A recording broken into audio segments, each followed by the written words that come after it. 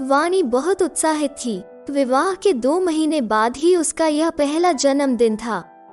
अनुज से प्रेम विवाह के बाद वो जीवन में हर तरह से सुखी व संतुष्ट थी, जबकि वाणी उत्तर भारतीय ब्राह्मण परिवार से थी, जबकि अनुज मारवाड़ी परिवार से था। दोनों एक कॉमन फ्रेंड की बर्थडे पार्टी में मिले थे।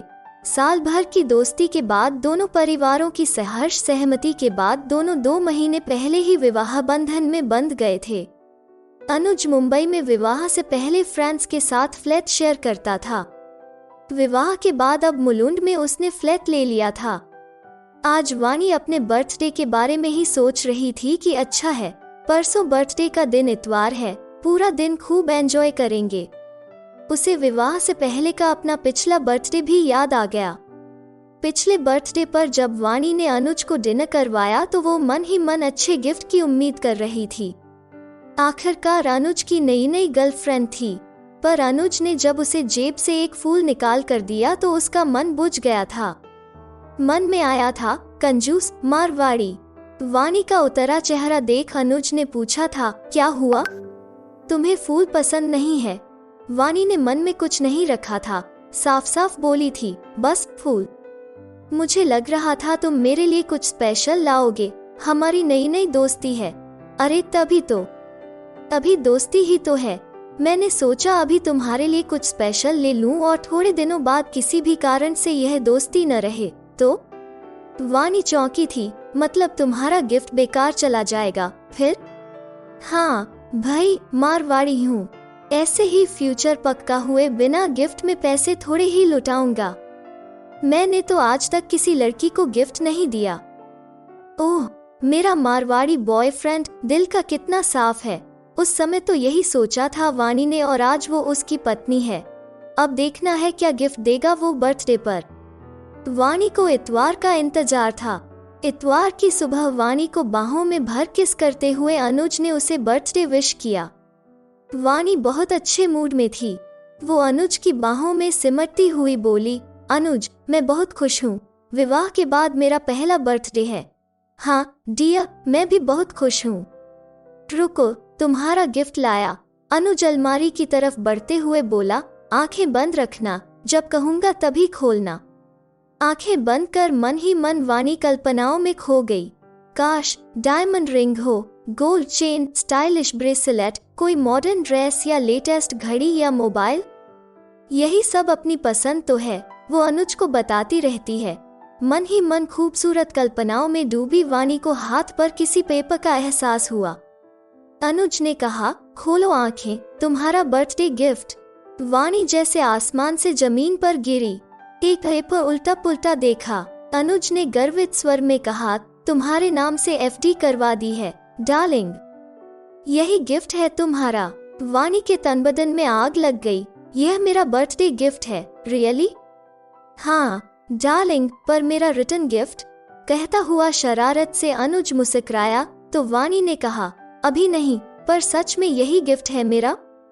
हाँ चलो अब तैयार हो जाओ, नाश्ता बाहर ही करेंगे, मूवी देखकर लौटेंगे। कहता हुआ अनुज एक बार और वाणी के गाल पर किस करता हुआ फ्रेश होने चला गया। गुस्से के मारे वाणी के आंसू बह चले। पेपर फेंक दिया। बाथरूम में शावर की बौछार में आंसू बहते रहे। इतना कंजूस, क्या करूंगी इसके साथ? मुझे तो हर चीज का शौक है, अब लाइफ कैसे एंजॉय करूंगी? यह तो एफडी और शेयर के अलावा कुछ सोच ही नहीं सकता। सिर्फ इसके प्यार में कब तक हर खुशी ढूंढती रहूंगी। अरे कौन पति बर्थडे गिफ्ट में एफडी पकड़ाता है? पर हाँ, उसके बर्थडे पर खुश तो हो रहा है। पर ऐसे तो नहीं चलेगा ना, प्यार तो बहुत करता है और गिफ्ट की बात पर गुस्सा दिखाऊंगी तो लालची छोटी सोच की लगूंगी। नहीं, इस मारवाड़ी लोहे को सिर्फ प्यार से ही फोम का गद्दा बनाना पड़ेगा। शावर की बौछार से रोते रोते हंस पड़ी वाणी। थोड़ी देर पहले की सारी चिढ़, गुस्सा हवा हो चुका था। वो स्वभाव से बहुत शांत और खुश मिजाज थी। मन ही मन बहुत कुछ सोच चुकी थी। गिफ्ट जैसी चीज पर थोड़ी ही मन में कटुता रखेगी, पर हाँ, इसका इलाज उसने सोच लिया था, इसलिए अब वो खुश थी। दोनों ने बाहर जाकर रेस्टोरेंट में साउथ इंडियन नाश्ता किया। वाणी को यहाँ आना अच्छा लगता था। अनुज को याद था यह देखकर वाणी खुश हुई। वाणी के मायके और ससुराल से सब ने बर्थडे विश किया था। सबके गिफ्ट के बारे में पूछने पर उसका दिल बुझ गया था। पर्सनल कहकर बात हंसी में टाल दी थी। फिर दोनों ने मूवी देखी। थोड़ा घूम फिर कर दोनों वापस आ गए। दिन बहुत अच्छा रहा था, पर कोई भी गिफ्ट न पाने की कसक थी वाणी के मन में। फिर समय के साथ साथ वाणी ने स्पष्टतया महसूस कर लिया था कि अनुज के प्यार में कमी नहीं है, पर जहाँ पैसे की बात आती है वो बहुत सोचता है। एक भी पैसा कहीं फालतू खर्च हो जाता तो सारा दिन कल्पता, और कहीं 2 पैसे बच जाते तो बच्चों की तरह खुश हो जाता है। उसकी हर बात में नफा नुकसान की बात होती। कई बार वाणी मन ही मन बुरी तरह चिढ़ जाती, पर वो अपने बर्थडे पर सोच ही चुकी थी कि कैसे अनुज के साथ घर गृहस्थी चलानी है कि झगड़े भी न हो और उसका मन भी दुखी न हो। अपने बर्थडे के दिन से ही उसके मन में एक डायमंड रिंग लेने की इच्छा थी। आसपास की नई बनी सहेलियों से अंदाजा लेकर पास ही स्थित मॉल के एक ज्वेलरी शोरूम में गई और एक नाजुक सी सुंदर रिंग खरीदकर खुद ही खुश हो गई। उसके पास क्रेडिट कार्ड था ही। क्रेडिट कार्ड का मैसेज सीधा अनुज के पास पहुंचा तो कार्ड बस में डालने से पहले ही अनुज का फोन आ गया। अरे क्या खरीदा? वो इस बात से बहुत चिढ़ती थी कि अनुज ने सब जगह अपना ही नंबर दिया हुआ था। वो जब भी कहीं शॉपिंग करती, पेमेंट करते ही अनुज का फोन आ जाता कि क्या ले लिया। तब भी अनुज ने पूछा, अरे ज्वेलरी शॉप पर क्या कर रही हो? वही डियर जो सब करते हैं। अरे जल्दी बताओ क्या ले लिया? Diamond ring. क्यों? घर आओ तो बताऊंगी। शाम को अनुज ने घर में घुसते ही पहला सवाल किया, अरे रिंग कैसे खरीद ली? मुझे बताया भी नहीं। सांस तो ले लो डियर, खरीदनी तो बर्थडे पर ही थी पर तुमने एफडी ले ली। अनुज के गले में बाहें डाल दी वाणी ने। सब सहेलियां बार बार पूछ रही थी कि क्या लिया, क्या लिया, तुम्हारी इज्जत भी तो रखनी थी। वाणी की नई नई सहेलियों या किसी और परिचित के सामने अपनी अच्छी इमेज बनाने का बहुत शौक था अनुज को। उसकी कोई तारीफ करता था तो वो और उत्साहित हो जाता था। यह जानती थी वाणी, इसलिए उसने दांव आजमाया था। ठंडा पड़ गया अनुज। हाँ ठीक है ले ली। अच्छा अब दिखाओ तो। उंगली में पहनी हुई अंगूठी सामने दिखाती हुई वाणी का चमकता चेहरा देख अनुज भी मुस्कुरा कर बोला, बहुत सुंदर है। वाणी हंसी, यह भी अच्छा इन्वेस्टमेंट है डियर, खुशी का, प्यार का। अनुज भी हंस पड़ा तो वाणी ने चैन की सांस ली। वाणी को अनुज से कोई और शिकायत नहीं थी सिवाय इसके कि रुपए पैसे के मामले में वो बड़ा हिसाब किताब रखता था। अब वाणी को भी अच्छी तरह से समझ आ गया था कि ऐसे जीवन साथी के साथ कैसे खुश रहना है।